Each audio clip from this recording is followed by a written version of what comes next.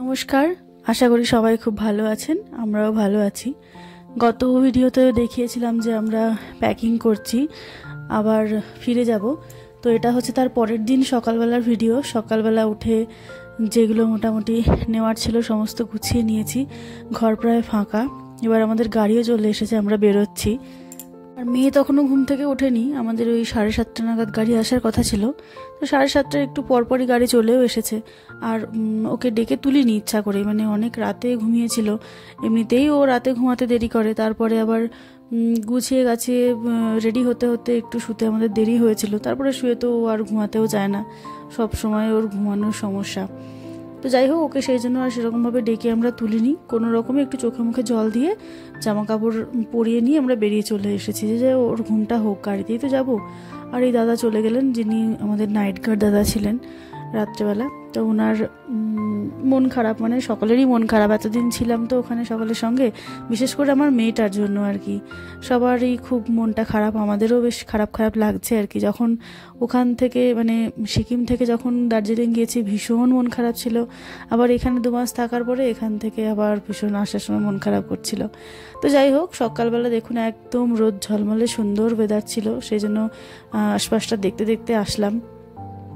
এখানে বেরিয়ে চলে এসেছি অনেকটা। এখানে দেখুন, এটা হচ্ছে বাতাসিয়া লুপ। দার্জিলিং যারা গেছেন বাতাসিয়া লুপ সকলেই চেনেন। আর আমি আগে এসেছি, কিন্তু এইবার থাকাকালীন বাতাসিয়া লুপে আর একদিনও আসা হয়নি। ভেবেছিলাম পরে এক সময় আসবো, কিন্তু হঠাৎ করে চলে আসছি তো সেই জন্য আর সময় হয়ে ওঠেনি। আর তাছাড়া সারা সপ্তাহে তো বেরোনো যায় না, ওই উইকেন্ডে। তার মধ্যে উইকেন্ডে যদি আবার বৃষ্টি টিষ্টি হয় তখন আর বেরোনো যায় না। তো তাই ভাবলাম যে বাতাসিয়া লুপটা যখন ক্রস করছি, ওয়েদারটা ভালো আছে, যেটুকু পারা যায় সেটুকু একটুখানি ভিডিও করে নিই। আর এই পাহাড়ি পথে মানে রাস্তাটা, আশপাশের ভিউটাই এত সুন্দর হয়, মনে হয় যেন পুরো রাস্তাটাই ভিডিও করতে করতে যাই। তো এই করতে করতে আমার ভিডিওটা অলরেডি অনেকটা লেন্দি হয়ে গেছে। তো অনেকটাই কেটে দিয়েছি, তবুও ভাবলাম যে থাক, কিছুটা তো রাখি, দেখতে অনেকেরই ভালো লাগবে। তো এই জায়গাটা দেখুন, এটা হচ্ছে লামাহাট্টা। তো যখন দার্জিলিং থেকে আমরা সিকিমের দিকে আসি, তখন আমরা এই লামাহাট্টা, পেশক এগুলোর পাশ দিয়ে আসি। তার সঙ্গে চুলে, তাকদা এগুলো সবই মোটামুটি এই রাস্তার আশেপাশেই পড়ে। মানে এটা হচ্ছে মেন রাস্তা, তারপরে এখান থেকে একটু এদিক ওদিক গেলেই আর কি সব পড়ে। আর এইখানে আশেপাশের ভিউটা যে এত সুন্দর ছিল, সেই জন্য পুরো রাস্তাটাই প্রায় আমরা ভিডিও করতে করতে এসেছি। তো এখানে আস্তে আস্তে সকালে আসলে আমরা কিছুই তেমন মানে কিচ্ছু খেয়েই বেরোনো হয়নি।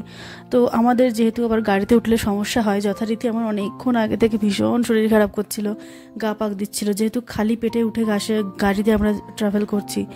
তো এখানে একটা জায়গা দেখে অনেকক্ষণ থেকেই বলছিলাম ড্রাইভার দাদাকে যে কোথাও একটা দাঁড়াবেন, একটু ব্রেকফাস্ট করে নেব। তো এবার ওনাদের সুবিধা মতো না হলে তো যেখানে সেখানে দাঁড়ানো যায় না। তো সেই জন্য এরকম একটা ছোটো একটা রেস্টুরেন্টের সামনে এসে দাঁড়ালেন। তো সেই জন্য ওখান থেকে নামতে গিয়ে আমার চোখ মুখের অবস্থা খুবই খারাপ ছিল আর কি, খুবই খারাপ লাগছিল। খাবারও কোনো ইচ্ছা ছিল না, মানে অলরেডি খালি পেটে বেরিয়ে গ্যাস ট্যাস হয়ে আর কি এমনিতে গাপাক দেয় ভীষণ, খুব অস্বস্তি লাগছিল। তো তারপরে এখানে নেমে চোখে মুখে জল দিলাম। তো ওই রেস্টুরেন্টের পেছন দিকের ব্যালকনিটার থেকে ভিউটা ঠিক এইরকম ছিল। এটা পুরো চা বাগানের মধ্যে, আসলে ওই রাস্তাটাতে মানে পুরো চারিদিকে অনেকটা দূর জুড়ে শুধু চা বাগানই দেখা যায়। তো ওই ঘরটাও পুরো চা বাগানের মধ্যেই ছিল। তো তারপরে ওখান থেকে আমি বললাম যে অন্য কিচ্ছু খাবো না, যদি ভাত হয়ে থাকে তাহলে ভাত খাবো। তো তারপরে দেখলাম যে হ্যাঁ, ওখানে ভাত হয়ে গেছে, একদম গরম গরম, শুধু ডাল ভাত আর একটা আলু মটরের সবজি, একটা ভেন্ডি ভাজা, এই ছিল। আমি মাছ টাছ কিছু নিইনি, সিদ্ধার্থ মাছ নিয়েছিল, আমি ওই ভাজা টাজা দিয়ে খেয়ে বেরোলাম। তো ওখান থেকে খাওয়ার পরে দেখলাম একটু ভালো লাগছে। তো এবার যেতে যেতে রাস্তাতেই পরে হচ্ছে লাভার্স মিট পয়েন্ট, যেখানে রঙ্গিত আর তিস্তার মিলনস্থল আর কি। তো আমি বললাম যে এখানটা একটুখানি দাঁড়াও, তাহলে এই জায়গাটা একটু দেখে যাই। মানে আমরা এর আগে কখনো এখানে নামিনি, যাওয়ার দিনও দেখেছি এই জায়গাটা, কিন্তু নামা হয়নি। তো ঢোকার পথেই দেখলাম উনি একদম দরজা আটকে বসে আছেন, ওনার সঙ্গে একটু হাই হ্যালো করে আমরা পৌঁছে গেলাম এখানে।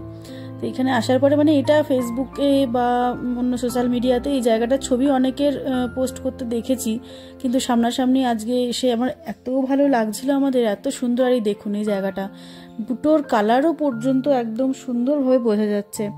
আসলে তিস্তার জলটা ভীষণ ঘোলা হয়, মানে আর ওই বর্ষার সময়টাতে বৃষ্টি বেশি হয়, এই জন্য কাদা গোলা জলটা বেশি আসে। আর এদিকে রঙ্গিতের জলটা একদম ক্লিন গ্রিন কালারের।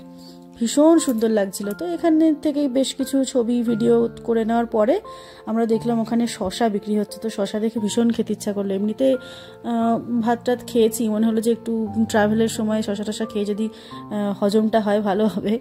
তো নিয়ে নিলাম। শশাটা বেশ মোটামুটি কচি ছিল, খুব একটা একদম সুন্দর কচি না হলেও কচি ছিল, ভালোই ছিল। আর দাঁড়িয়েছি যখন, মেয়েকে তো কিছু না কিছু কিনতেই হবে, তো ও কিনে নিল। কিনে নিয়ে চলে যাচ্ছি আমরা এবার আমাদের গাড়ির দিকে।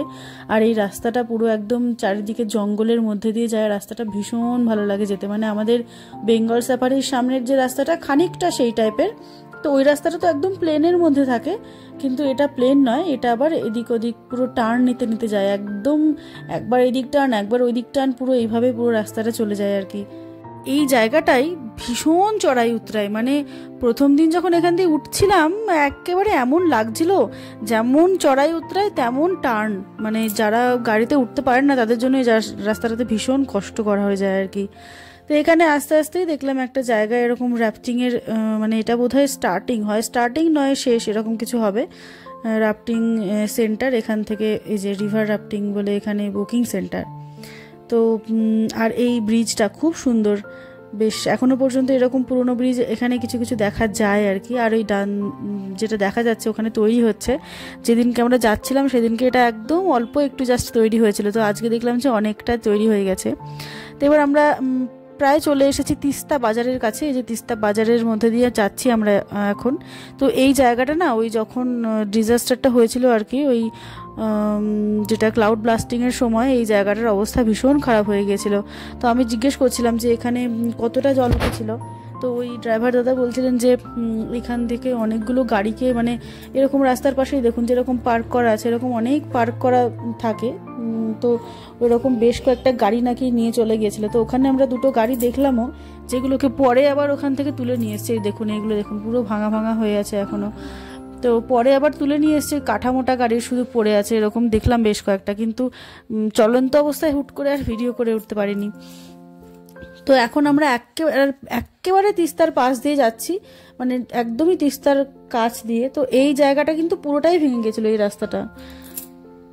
এই রাস্তাগুলো পরে আবার তৈরি করেছে আস্তে আস্তে, একদমই ভেঙে চুরে নিয়ে চলে গেছিলো। তো এই রাস্তাটা একদম ব্রিজের নিচ দিয়ে তিস্তার পাশ দিয়ে উঠে এসে এইখানে এসে মেন রাস্তাতে মিলছে, যেটা হচ্ছে শিলিগুড়ি থেকে গ্যাংটক যাওয়ার যে রাস্তাটা, সেই রাস্তাটা। এবার আমরা এই রাস্তা ধরে পুরো এবার ব্রিজের ওপর দিয়ে, মানে এতক্ষণ যেটা ব্রিজের নিচ দিয়ে এলাম সেটা এবার ব্রিজের ওপর দিয়ে গিয়ে আমরা ধরে নেব আমাদের। তো এই সামনেই চলে এসছে ব্রিজটা আর কি, এই যে ব্রিজে উঠছি আমরা এবার এখন। তার ব্রিজের ওই দিক থেকে রাস্তাটা হচ্ছে, মানে রাস্তাটাতে যখন যাচ্ছি অনেকদিন পরে নিজেদের রাস্তায় গিয়ে ভীষণ ভালো লাগছিল, মনে হচ্ছিল যেন আবার সেই নিজেদের পুরনো রাস্তায় আমরা চলে এসেছি।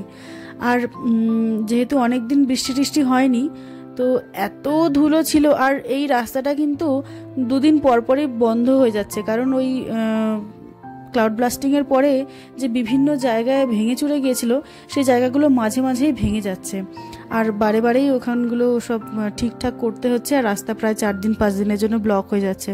আমরা ফেরার 2-3 দিন আগেও বেশ কয়েকদিন বন্ধ ছিল। এই দেখুন এগুলো সব নতুন করে করা। ওই যে দূরে একটা স্টেডিয়াম দেখা যাচ্ছে, ওটা তো পুরো ভেঙে গেছিলো, ওটাকেও আবার নতুন করে করেছে, মানে এই জায়গাটা ভীষণ ক্ষতি হয়েছিল। আর এই দেখুন ধুলো, রাস্তার পাশে প্রচুর জিনিসপত্র রাখা আছে, রাস্তা ঠিক করছে। তো আবার এই রিসেন্টও 4-5 দিন বন্ধ ছিল, মানে এই রাস্তাটা এত বেশি ভঙ্গুর হয়ে গেছে, একটু বেশি বৃষ্টি হলেই এখন ওটা ভেঙে যাচ্ছে। তো কিছু করার নেই, এখন দেখা যাক কতদিনে সব ঠিকঠাক হয়। তো এই সব পেরোতে পেরোতে আমরা এখানে চলে এসেছি ওয়েলকাম সিকিম, মানে রংপো বর্ডারে। তো এখানে যেহেতু আমাদের গাড়ির ওপরে অনেক পেটি ফেটি ছিল, তো সেই জন্য আমাদের এখানে বর্ডারে আটকে দিয়েছিল যে কি নিয়ে যাচ্ছেন, কেন নিয়ে যাচ্ছেন, কোথায় নিয়ে যাচ্ছেন। তারপর যাই হোক ওর আই কার্ড দেখিয়ে কথাবার্তা বলে আমরা বেরিয়ে আসতে পেরেছি এবং অবশেষে পৌঁছে গিয়েছি আমাদের কোয়ার্টারে। তো এসেই আমি নেমেই প্রথমে আমার গাছগুলোকে দেখছিলাম যে কি বেঁচে আছে আর কি বেঁচে নেই। তো একেবারে নিরাশ হয়নি, দেখলাম যে এখনো পর্যন্ত অনেক কিছুই ভালোই আছে। আর এখানে দেখুন আমার স্ট্রবেরি গাছের মধ্যে ওয়াইল্ড স্ট্রবেরিও কোথা থেকে চলে এসেছে, ছোট্ট ছোট্ট এরকম লাল লাল। এখানে প্রচুর হয় এই জিনিসটা, জঙ্গলে হয়ে থাকে। তো আমি সিদ্ধার্থ বলে একটা মুখে দিয়ে দেখো, ভীষণ মিষ্টি। তো মুখে দিয়ে দেখলাম সত্যি তাই, দারুণ খেতে। আর ওখানে আমার গোলাপ গাছ আমি গতবার বাড়ি থেকে নিয়ে এসেছিলাম বীরনগর হাট থেকে, গোলাপ গাছটাও বেঁচে আছে। তো মানে মোটামুটি অনেক কিছুই মারা গেছে, আবার অনেক কিছুই বেঁচে আছে। এরকম অনাদরে থাকা অবস্থাতেও সুন্দর ফুল দিচ্ছে। তো যাই হোক, এগুলো দেখে বেশ ভালো লাগলো। এবার আস্তে আস্তে ওগুলোকে আবার ঠিক করতে হবে। আর এখানে সব জিনিসপত্র নামাচ্ছে, নামিয়ে আস্তে আস্তে ঘরে তুলছে।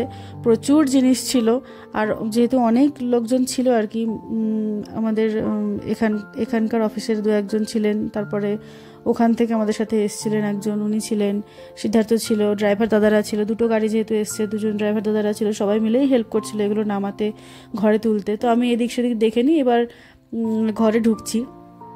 আর ঘরে ঢুকে চারিদিক দেখে তো আমার মোটামুটি মাথায় হাত। আমি ঢোকার আগে চাবি তো ছিল এদের কাছেই, তো বাদবাকি আগের যে বড় গাড়িটা এসেছিলো আগের দিন, সেগুলোর সব জিনিসপত্র নামানো, আগের দিন না সেই দিনই আর একটু আগে এসে পৌঁছেছে, সেগুলো সব নামানো হয়ে গেছে। আমাদের গাড়ির জিনিসপত্রও প্রায় নামানো হয়ে গেছে। আমার ঘরে ঢুকে মাথায় হাত, আমি কি করে এগুলো কখন সব গুছাবো। দেখুন চারিদিকে শুধুই পেটি আর পেটি, কার মধ্যে কি আছে কিছুই মনে নেই। আর যা লেখা আছে সেই লেখা দেখেও অত বোঝা যাবে না, এত তাড়াহুড়োর মধ্যে সব গুছিয়েছি। তো যাই হোক, এইগুলোকে এখন সব ঠিক করতে হবে। ঘরটরের অবস্থা তো খুবই খারাপ। তো আমি ভাবলাম যে এত কিছু না করে এখন জাস্ট এই যেটা আমাদের শোবার ঘর, এই ঘরটা ঠিকঠাক করে ক্লিন করে নিয়ে এই ঘরটাতে আমরা থাকা শুরু করি, তারপরে আস্তে আস্তে সব গুছাবো। তো সেই জন্যেই এই ঘরটা ঠিক করে নিয়েছি, তারপরে রান্নাঘরটা গুছিয়ে নিয়েছি, বাদ বাকি সব আস্তে আস্তে পরে হবে। চলুন আজকের ভিডিওটা এখানেই শেষ করি। সবাই ভালো থাকবেন, সুস্থ থাকবেন। আজকের মতো এখানেই নমস্কার।